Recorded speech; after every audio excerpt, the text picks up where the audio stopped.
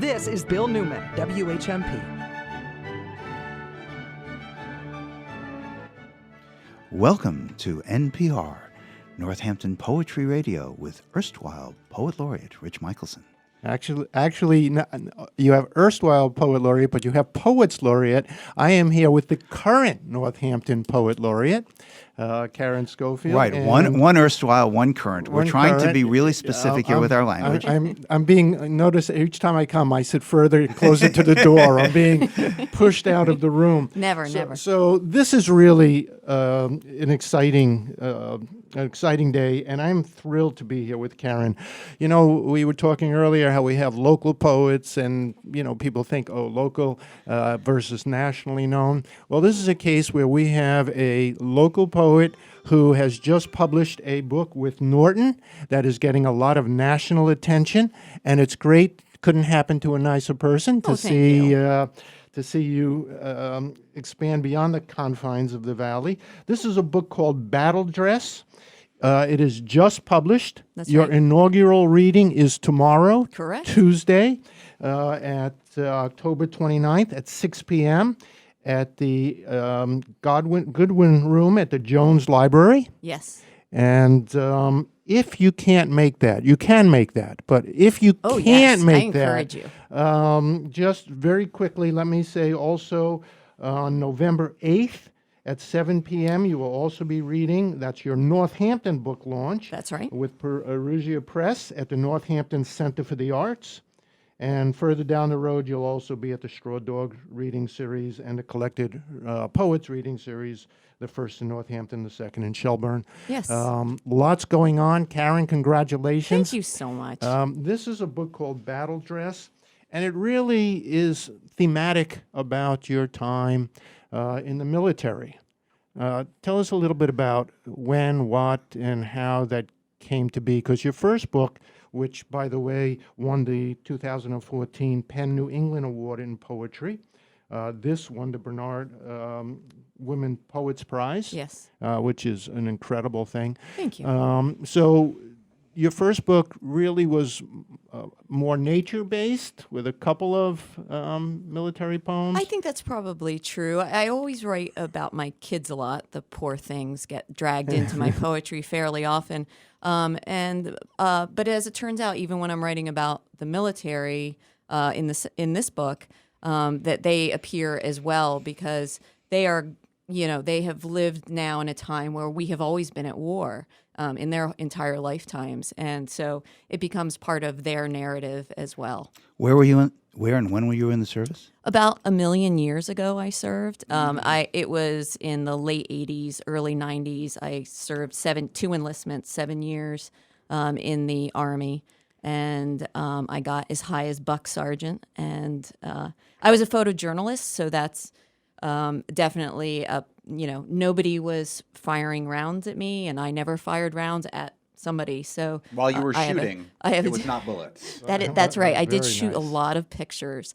I got to do something that was not dissimilar to what you do and what Monty does. And reading this book, it occurred to me, I was trying to think of models.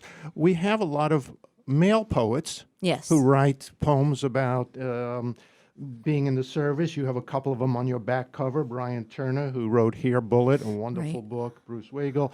And, of course, there's a whole history of that. And I was trying to think, and I really couldn't think of many women poets who explore that territory. Sure. Who am I missing?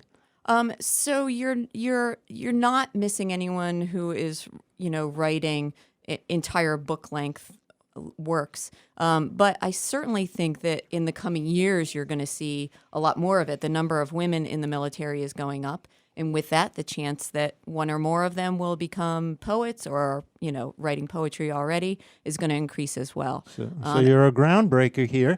And it's funny, I was just reading the New York Times a couple of days ago that an article about toy soldiers. I don't know if you saw that. And a young little girl, 7 or 8 year old, wrote to one of the major toy manufacturers and wanted to know why there were no female toy soldiers to play with. Oh, wow. And they are now bringing out a whole line.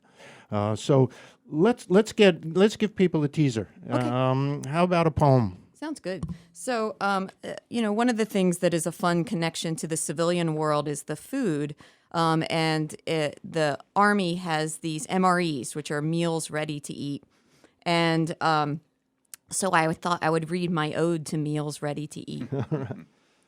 Of dubious origin, an uncertain culinary background, of finely chopped and extruded into pouch, of gelatinous eminence, chicken a la king. The one meal never traded. You get what you get and you don't get upset, except dehydrated pork patty. Bunkmate gets pork patty and you get chicken a la king. She'll throw the big compliment. That looks almost edible. You offer her fruit cake. She says, I'm thinking royalty. She says that king looks like he might want to visit a few more of his subjects. She says, God, I haven't gotten a letter in weeks. She says, you did all right in the locker inspection after I fixed your sock drawer, right?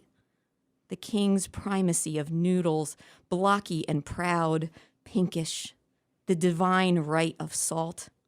Faint reminder of Sunday casseroles made with canned soup. You'd help your mom, shredding chicken, adding frozen vegetables, working the can opener, and the soup condensed, which everyone knows only a fool waters down.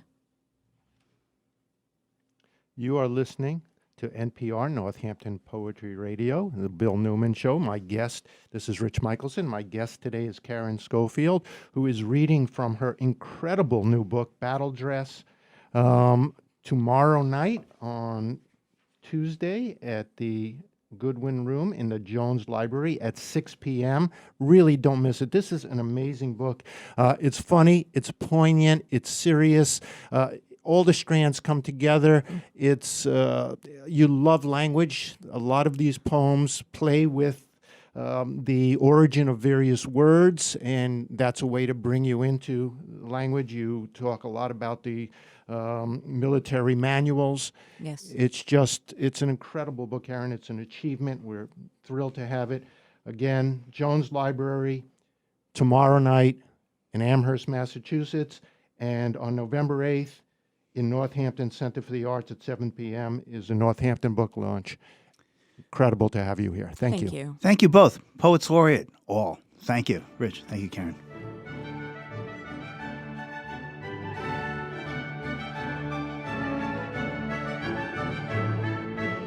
This is Bill Newman, WHMP.